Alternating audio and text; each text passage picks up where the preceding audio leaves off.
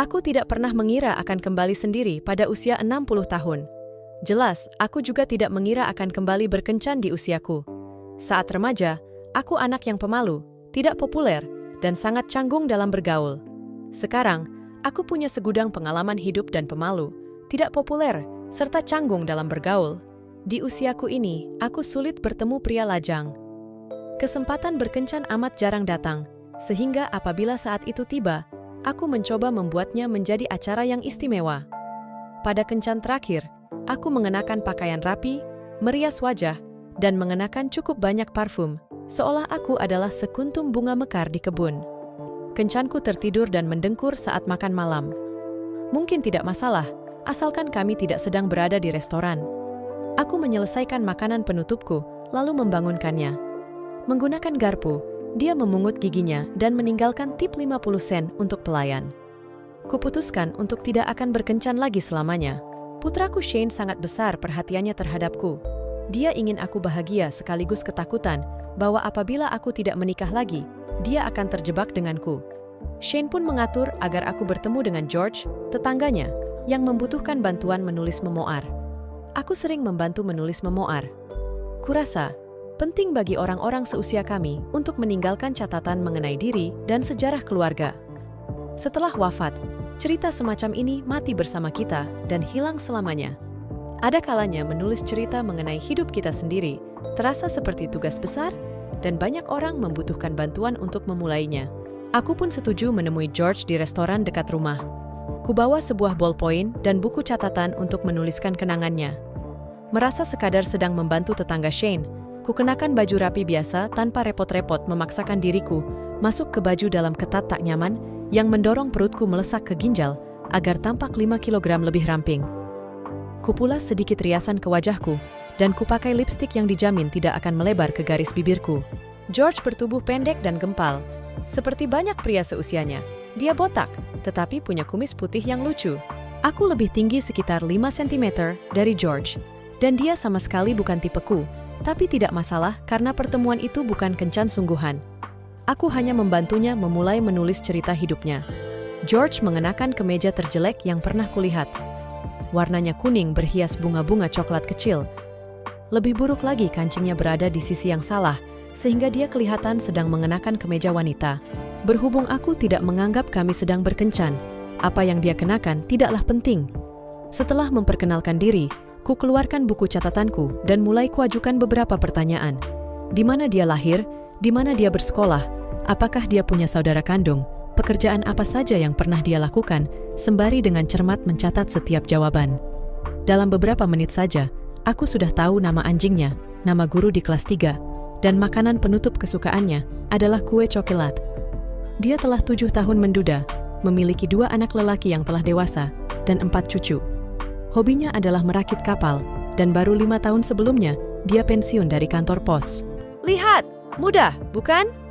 Kataku sambil merobek 5 halaman dari buku catatanku dan menyerahkannya kepada George. Kau hanya perlu memulai dan tahu-tahu nanti, bukumu akan selesai. Buku apa? Tanya George. George tidak sedang menulis buku.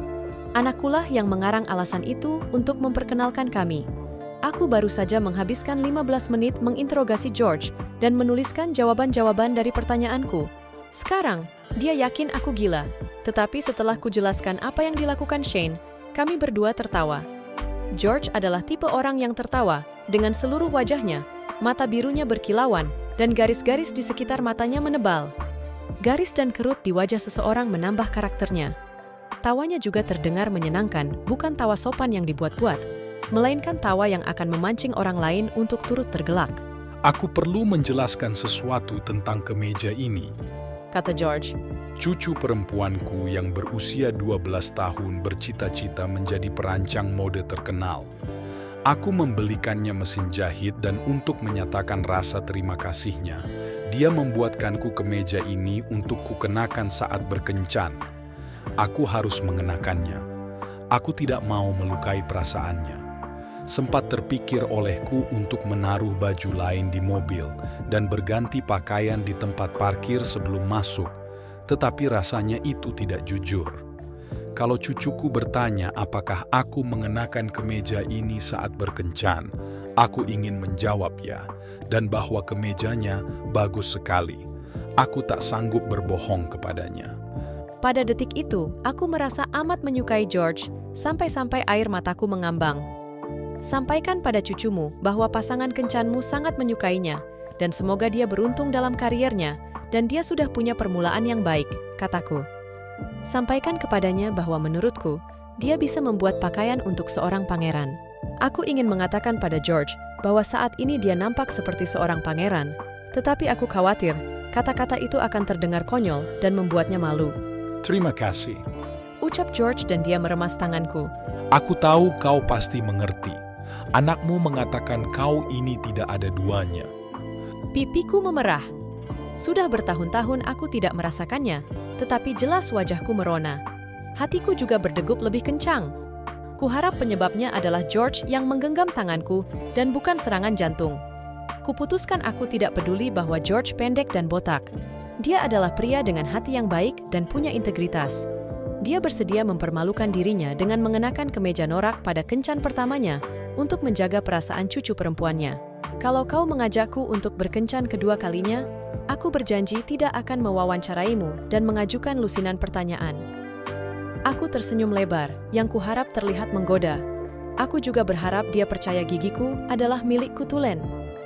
Ya, memang akan jadi milikku setelah 3 kali lagi cicilan. Aku tidak keberatan. Aku tidak pernah bertemu dengan perempuan yang cukup tertarik mengetahui kisah hidupku dan tidak hanya mendengarkan, tetapi juga menuliskan kata-kataku. Dia tersenyum balik. Kau orang baik. Dan segalanya menjadi serumit dan sesederhana itu. Aku bertemu pria yang baik, dan aku tidak lagi sendiri. Cerita tentang kembali ke dunia kencan pada usia 60 tahun mengajarkan bahwa cinta bagaikan menelan coklat panas, mungkin mengagetkan pada awalnya, namun bisa menghangatkan kita untuk waktu yang sangat lama. Dalam pertemuan tak terduga dengan George, sebuah kemeja berbunga menjadi simbol kebaikan hati dan integritas, membawa kedamaian dan harapan akan cinta yang baru. Mungkin kesempatan berkencan datang pada waktu yang tidak terduga, tetapi dengan hati yang terbuka, bahkan di usia lanjut pun, kita bisa menemukan cahaya baru dalam kegelapan kesepian.